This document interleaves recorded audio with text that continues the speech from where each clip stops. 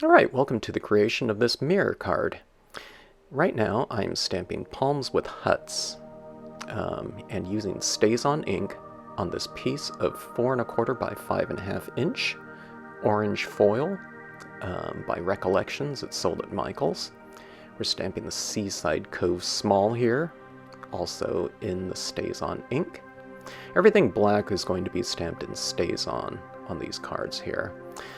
Stamping it in on StazOn creates a situation where I don't have to heat set or spray seal the black ink onto this type of surface because the StazOn is a solvent ink and it's kind of akin to a permanent ink.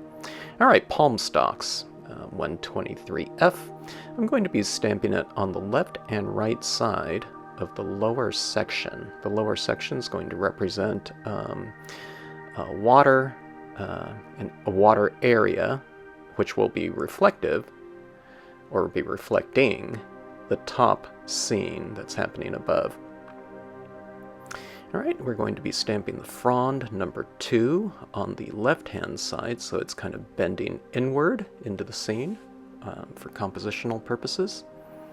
And it kind of points the viewer's eye to the center of the composition. Okay, we want to contain the viewer's attention, so we're kind of creating a scenario where these types of left and right side images will kind of frame off what's happening on the interior there. Alright, these fronds right now are the frond number 3. Alright, just kind of creating a situation right there. And there you can see the palms with huts on the interior there. Alright, now something to plant these palm stalks in. I'm stamping the reeds large on the left and right bottom corners, okay? Kind of softens up the hard angles that are created by those palm stalks and the base of the card. Alright, now we need to bring some attention to that interior there.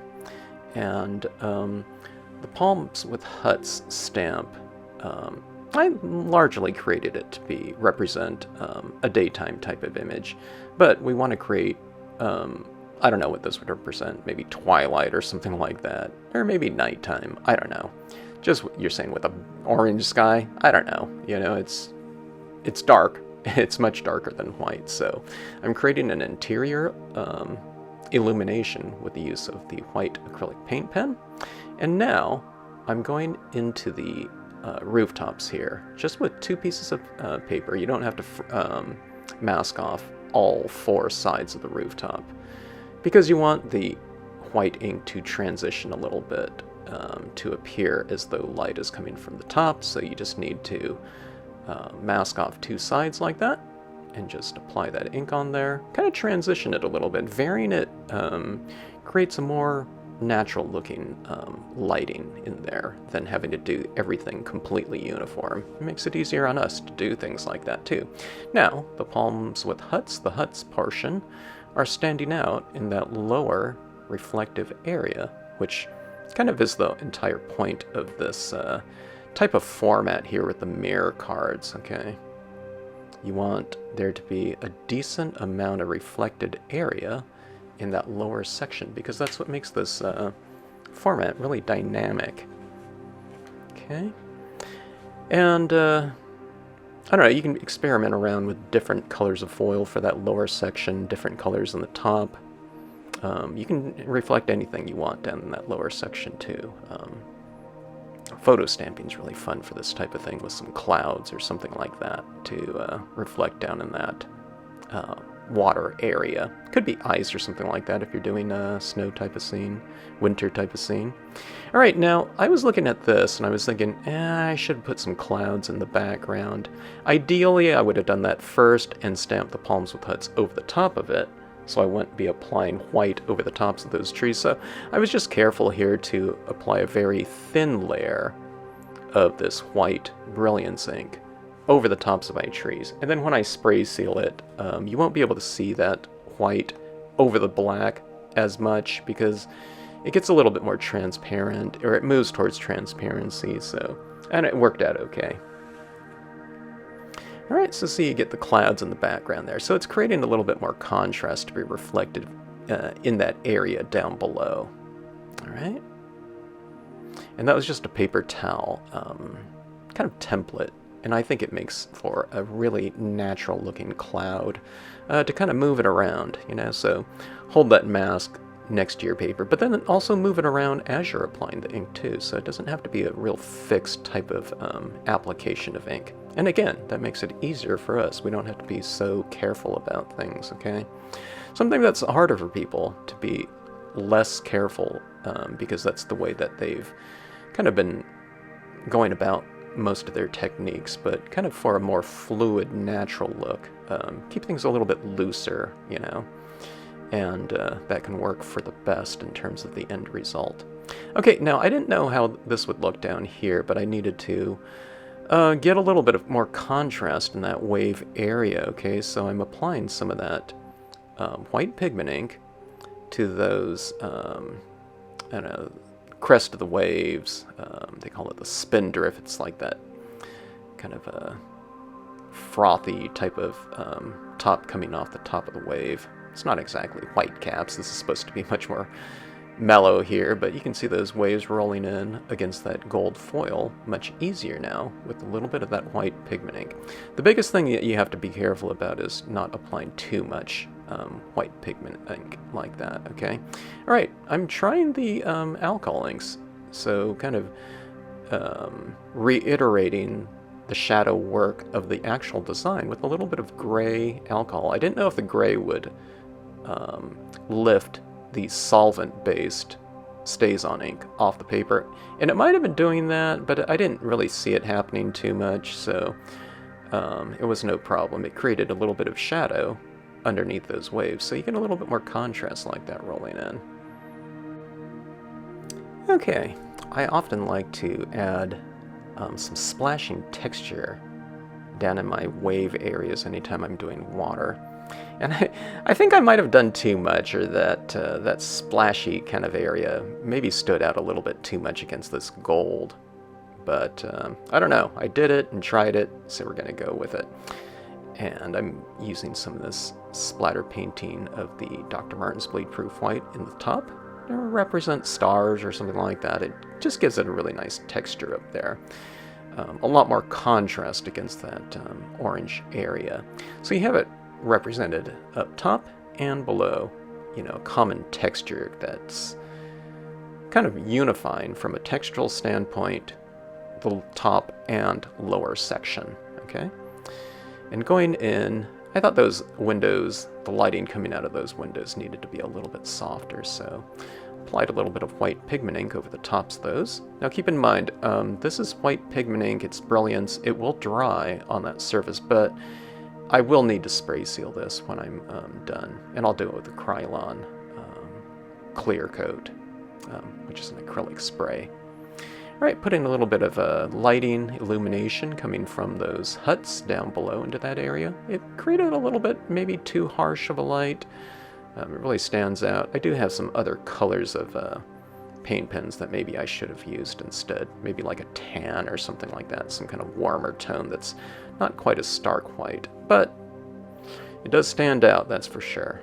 Okay, it's a little bit too loud from a textural standpoint. Everything is really kind of vibrant, but that will get mellowed out with some additional white pigment ink. Okay, white pigment ink really solves a lot of problems for me when I get into my work. Sometimes I go a little bit too far, which is something I always recommend to people, but the white pigment ink always tends to kind of mellow things out and bring it back to kind of the end result that I'm going after. Okay, this is the Lady Rider here, and I'm decided to kind of have her kind of with the horse in the water. I was going to stamp her a little bit lower on the composition originally, but then I thought, maybe it'd be better if I had her kind of in the water, a little bit more of a kind of a romantic type of visual, having people in water or with the horse kind of walking in the shallows there. I wasn't quite sure how this stays-on ink would cover that white splatter painting, and as it turned out, it really didn't.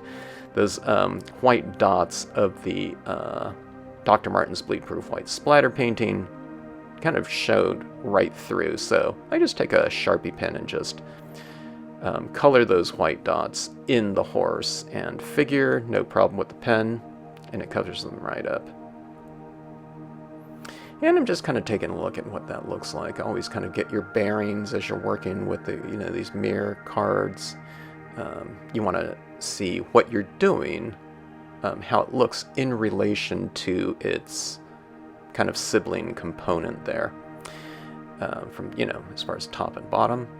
Now, I usually don't put word stamps or quotes into these mirror cards because I don't want a backwards or upside down reading word in the composition, but if you stamp them up high enough, it really doesn't read too much in the reflection. The area of the reflection that's the highest is the closest to the contact point of the two papers. So you can see that quote stamp is much lower in this composition. It's like right around the horse's feet or something like that, but it's so far away from its reflected area that you really can't read it. So I thought it looked pretty good up in the sky there. And I don't know, the sky area needed something. You can put a star up there or something like that, or the word stamps I find really quite evocative. Okay, so I'm going back in. White pigment ink tends to dry a little bit darker, or it moves towards transparency, I would say a little bit more so. Going back in, adding a little bit more of that, and here's that area down below where those little reflected lights are located, and I thought, it'd be kind of nice to put a little bit of mist down at the base of this. Again, apply a very dry application. Everyone always uses way too much ink at first, and they think, oh my god, it's a hard process, but I always mention to use a drier approach, like a dry brush effect. And it's sometimes it's really hard for people to do that because they want to see what they're applying immediately and not over the course of, like, say, 15, 20 taps. But that's what makes it easy, and that's what really gives you a lot of control over how much you apply. Alright, so applying some of this in the foreground here, that gives it a textural continuity with that top portion, foreground, background kind of relationship. And plus, it just looks neat, too. So you can see as I'm tapping this down, you really can't see a lot of it being applied, but only through repetitive applications in a very slow, dry approach, you get it kind of building up, and you get it built up to the point where you like it, okay? It doesn't have to be this kind of real spontaneous big slathering of paint that you're applying down there. So apply slowly and easily. And that's the card right there. I'm putting on a few more touches right here. I thought, okay, we have this goldish color scheme on here, and I do have some gold paint pens. So applying some gold right down here so we have some kind of light white splashes in the water, and why not put some little bit of extra reflective type of element in there in the gold paint, okay? You can't really see it too much, but it's only when someone would kind of hold this up to the light and hold it at a different angle that gold would kind of reflect back at you. It's kind of hard to show on this video right here because of that.